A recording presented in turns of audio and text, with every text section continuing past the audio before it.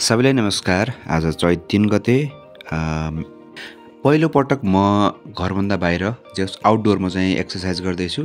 सुरुमा मैले body warm up, stretching, joint एक्सर्साइजहरू गरेँ। घामको न्यानोसँग एक्सर्साइज गर्न एकदमै मजा आउने रहेछ।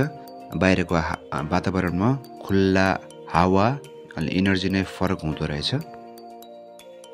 सकेसम्म मैले चाहिँ मेरो हरेक जोइन्टहरूलाई चाहिँ एक्सर्साइज गर्न कोसिस गरिरहेको छु। ह्याबिट बिस्तारै बन्दैछ, त्यसमा म एकदमै खुसी छु। अब दोस्रो चाहिँ भोइस एक्सर्साइजको पालो रहेको छ। एज एन एक्टर हामीले चाहिँ हरेक दिन भोइस एक्सर्साइज गर्नुपर्छ भन्ने पढेको, त्यसलाई चाहिँ मैले एज अ ह्याबिटमा उतार्दैछु, ह्याबिट बनाउँदैछु बिस्तारै। हरेक दिन चाहिँ एक्सर्साइज भोइसको, त्यसपछि बडीको बिस्तारै आफूलाई एज अ सिस्टमेटिक वेमा, एउटा डिसिप्लिन वेमा चाहिँ अगाडि बढाउन कोसिस गरिरहेको छु। सरस्वती भन्नुपर्दा ब्रिथिङ एक्सर्साइज अनि पछि tongue twister, breath holding exercise गर्छु मैले प्राय।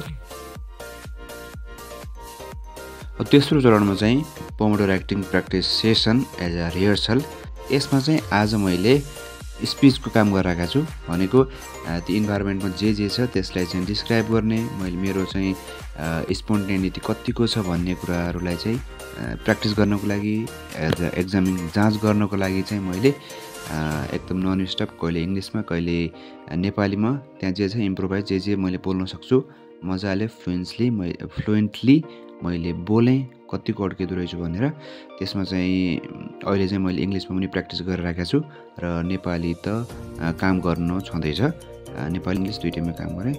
यो एक्सर्साइज गर्दाखेरि चाहिँ जे होस् पहिलाभन्दा मलाई आफू इम्प्रुभ भएको पाएको छु, एकदमै खुसी छु। हरेक दिन बडीलाई पनि थोरै एट्र्याक्टिभ देखिनलाई चाहिँ बडी एक्सर्साइज गरिरहेको छु। As a body weight training भन्छ यसलाई। मेरो टार्गेट चाहिँ 100 पुसअप बनाउने छ। आजको दिनसम्म आउँदा 22 पुसअपमा गएको छु म। आज मैले मेडिटेसन गरिनँ, त्यो भएको हुनाले आजको यो भ्लग यति नै। Have a nice day, keep learning, by by.